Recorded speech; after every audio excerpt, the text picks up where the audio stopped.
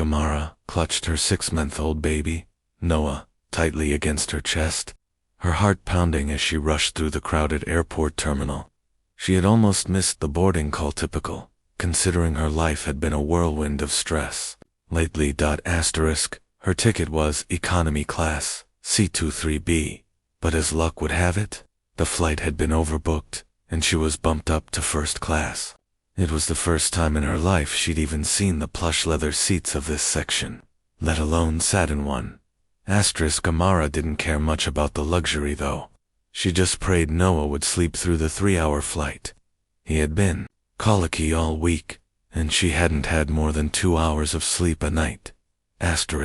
When she reached her seat, she realized she'd be sitting beside a man in an immaculate navy suit, scrolling through his laptop with a serious expression.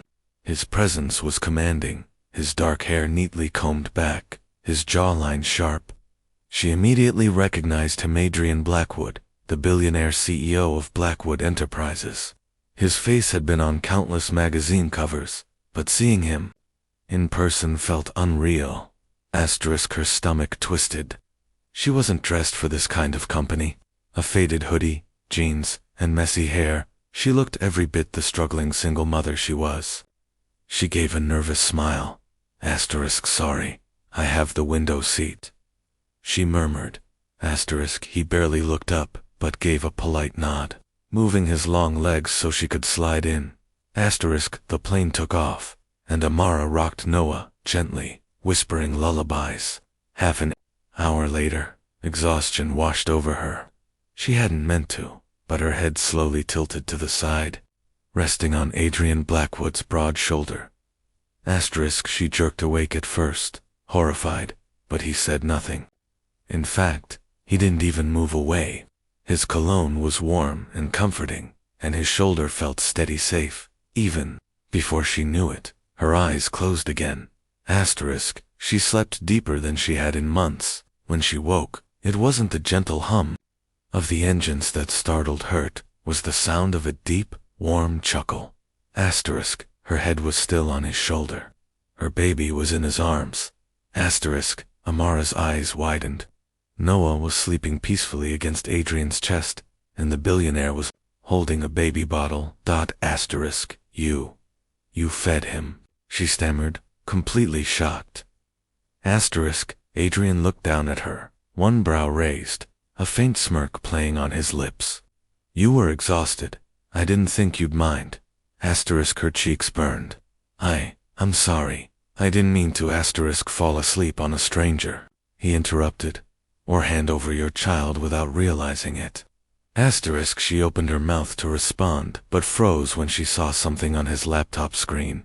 It wasn't work emails. It was a legal document. And at the top, in bold letters, was her name. Amara's breath caught in her throat. She stared at the top of the document on Adrian Blackwood's laptop. Custody petition minor. Noah Carter. Her heart pounded so hard she thought she might pass out. Why is my name on your laptop? She demanded, her voice shaking. Adrian closed the laptop slowly, his eyes never leaving hers. I was hoping to talk to you about that. After the flight. Her pulse spiked with panic. She pulled Noah closer. Talk to me now. Who are you? To have anything to do with my son? For a moment, he said nothing. Then, in a low, measured tone, he replied, because Noah is my nephew. The words hit her like a punch. What? That's impossible. My younger brother, Adrian said, his voice darkening. His name was Daniel Blackwood. He died in a car accident 6 months ago. The same month Noah was born.